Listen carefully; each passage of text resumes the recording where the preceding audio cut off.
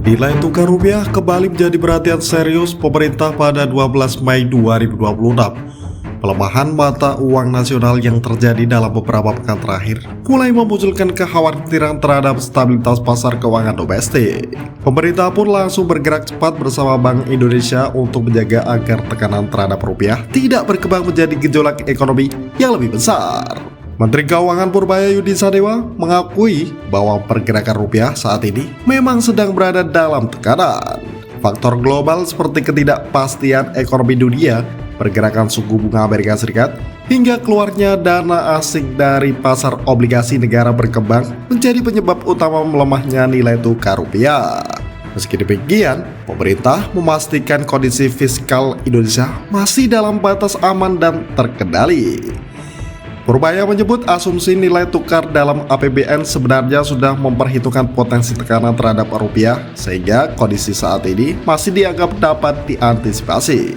Pada waktu kita hitung itu asumsi rupiahnya memang sudah di atas asumsi APBN. Jadi APBN masih relatif aman, ujar Purbaya.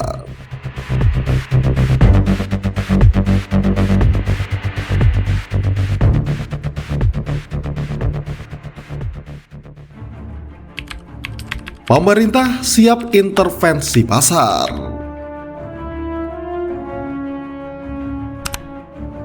Menghadapi tekanan tersebut, pemerintah memastikan akan ikut membantu Bank Indonesia melakukan stabilitas pasar.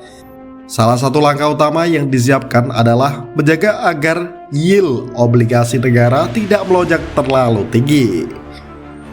Menurut Purbaya, kenaikan yield yang berlebihan dapat memicu capital loss bagi investor asing yang memegang obligasi Indonesia.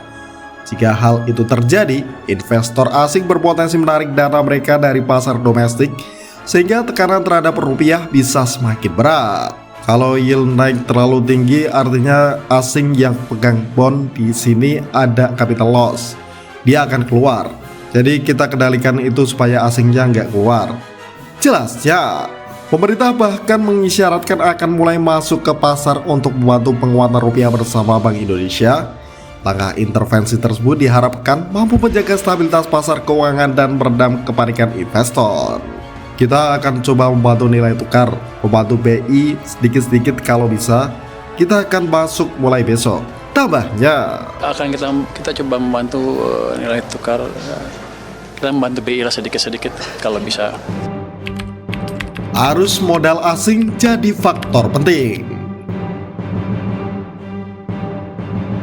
Salah satu faktor yang paling dikhawatirkan pemerintah adalah keluarnya modal asing dari pasar obligasi Indonesia. Investor asing masih memiliki porsi besar dalam kepemilikan surat utang negara sehingga pergerakan mereka sangat mempengaruhi stabilitas pasar. Ketika investor asing menjual obligasi dalam jumlah besar, permintaan dolar meningkat tajam. Situasi itu otomatis membuat rupiah tertekan karena kebutuhan valuta asing melonjak. Karena itu, pemerintah berusaha menjaga kepercayaan investor agar tetap bertahan di pasar domestik. Selain menjaga yield obligasi, pemerintah juga mencoba menciptakan persepsi positif bahwa ekonomi Indonesia masih cukup kuat menghadapi tekanan global. Purbaya optimis jika kondisi pasar mulai stabil dan yield kembali terkendali, maka peluang rupiah untuk kembali menguat tetap terbuka. Saya akan aktifkan itu supaya nanti kalau cuman kecil aja, jangan sampai mengunjang nilai tukar. Itu pasti akan berdampak positif ke nilai tukar dalam waktu tidak terlalu lama. Bank Indonesia jadi garda terdepan. Dalam situasi seperti ini, peran Bank Indonesia menjadi sangat vital. BI diperkirakan akan terus melakukan berbagai instrumen stabilitas mulai dari intervensi pasar valuta asing, pembelian surat berharga negara, hingga pengaturan likuiditas di pasar keuangan.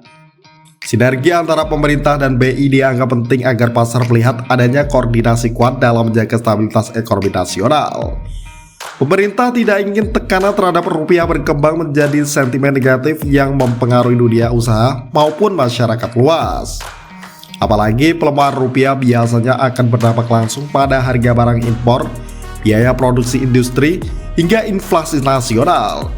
Jika tidak dikendalikan, kondisi tersebut dapat mempengaruhi daya beli masyarakat.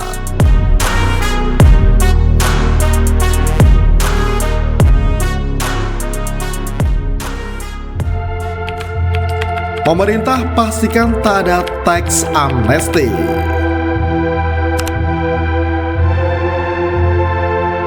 Di tengah isu pelemahan rupiah, Purbaya juga menegaskan bahwa pemerintah tidak akan menggelar program tax amnesty selama dirinya menjabat sebagai Menteri Keuangan. Menurutnya, tax amnesty justru berpotensi menimbulkan ketidakpastian bagi dunia usaha dan dapat melemahkan disiplin perpajakan nasional. Pemerintah kini lebih fokus pada optimalisasi penerimaan pajak secara normal dibanding membuka pengampunan baru. Yang sudah tax amnesty ya sudah diamnesti, nggak akan digali lagi, tegasnya. Ia juga meminta para pemilik modal di luar negeri segera memulangkan aset mereka ke Indonesia dalam waktu 6 bulan.